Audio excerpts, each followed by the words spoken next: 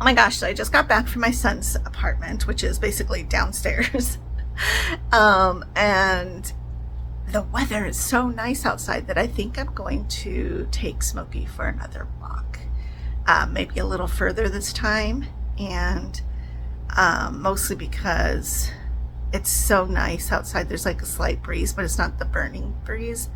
It seems like it might rain. I hope so.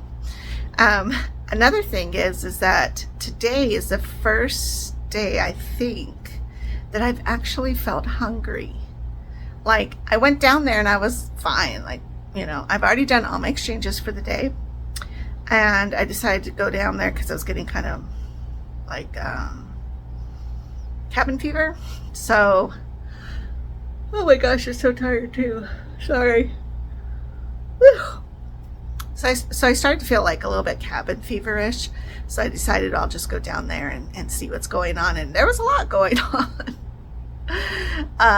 There was crying, and the kids were having meltdowns, and everybody's crazy. It's just loud. It's just a louder environment.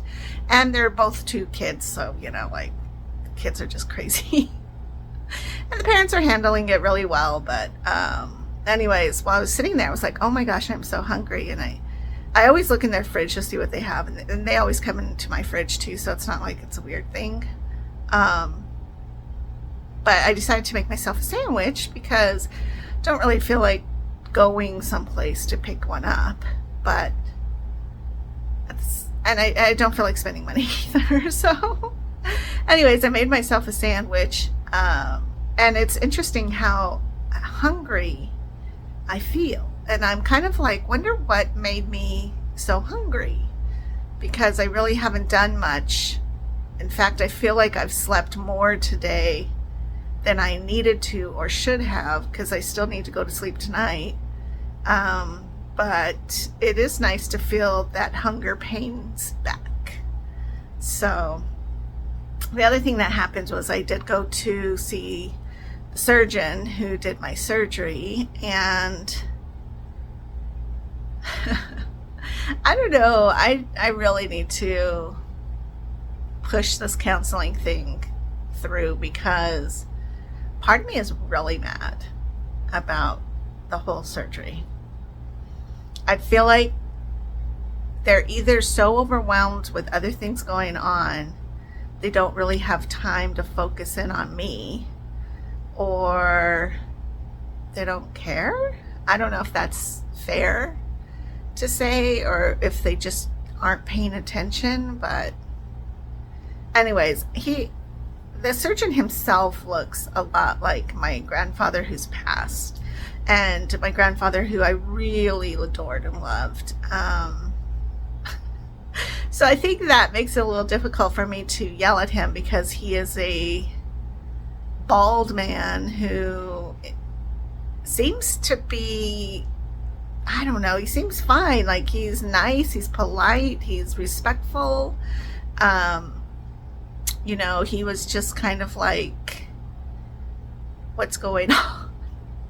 And I'm like, yeah, everything's fine now. I was in the hospital though, and like things went south real fast, and I was like bedridden, and I feel like they were just kind of listening, and then they're like, okay, so as of now, is there any issues? Which there really isn't. But I just kind of felt still unheard. So I don't know what that is. Like, I don't know what I expected. And I don't know legally what they can say. I mean, I don't know if he says, like, I'm so sorry all this happened to you. Like, that would have made me feel better. But legally, I don't know if he's allowed to say that, because that might push a patient to pursue lawsuits or whatever. I did get a paper that said all the things that happened during my surgery, and apparently nothing terrible happened. My losing my voice was because of the anesthesia, and like, that's super common, but I didn't know that. I'm not in and out of surgeries all the time, so I wouldn't have known that. I do wish that they would have said, like, hey, these are your recovery expectations. Here's where it's a red flag and you really should get help. And here's, the list of things, like if these things are happening, then that's just your healing kind of thing. So I don't know. Plus, I want to say they called me Saturday or Sunday, but that may have not been because I was kind of like so exhausted. My surgery was on a Friday, so they may have called me that Monday. But at that point, I didn't sense anything was bad. I know things were going slowly according to my dialysis, and the pain was there, but I figured that was because of the surgery. I didn't really think about it further than that.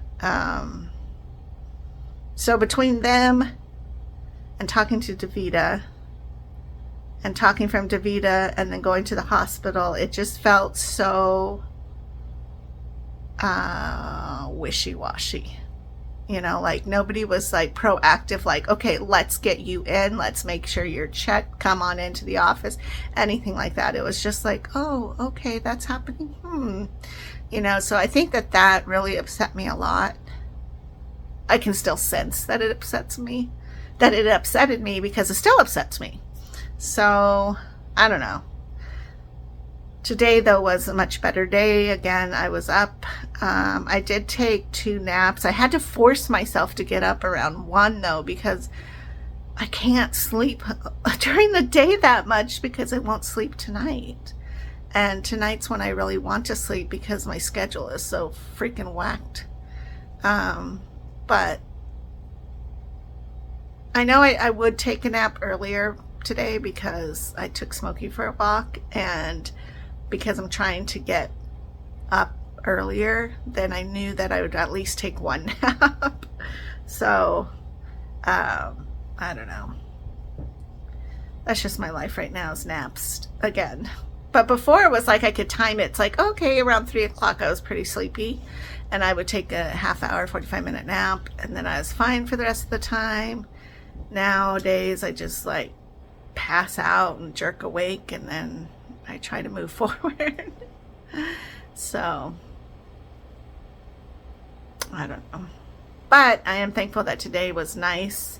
And then even after I did my doctor's appointment and he signed all the paperwork saying that I was good to go, and he even shook my hand, which was really nice, and he's like, well, I hope to never see you again because that would mean that you're having issues again. And I'm like, yes, I wish you all well and thank you for everything. I don't know actually if I said thank you. I may have not said thank you, but I did wish him well. So, we kind of laughed over that because it was like, yeah, I hope I don't have to ever see you again. So I will have to see him again if I end up going on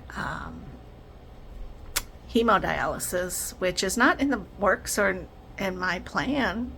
Right now everything's fine again with my port, which was never the issue. My fallopian tube, I guess, wrapped around it. That was the whole issue, which is interesting that I feel like it's interesting that if my fallopian tube had wrapped around my port tube, it should have caused more pain. But nonetheless, I'm on the mend. That's the important part. So, all right, I'm going to eat my sandwich, and then I'm going to take Smokey out for a walk, and I will talk to you guys later. Bye-bye.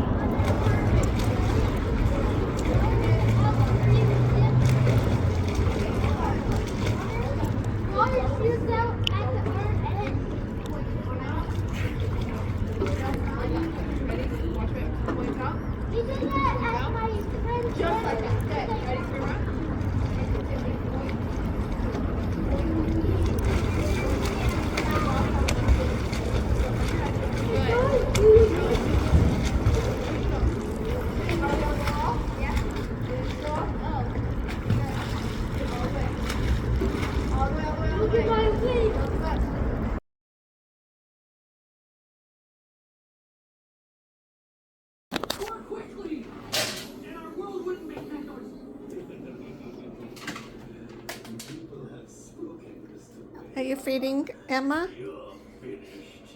Where's her food? Where's her food? Horton believes me. Who's Horton? Horton is a giant elephant in the sky. Don't bother looking, he's invisible. And he's the one risking his life to get Whoville, which, by the way, is a speck on a clover, to safety. Emma.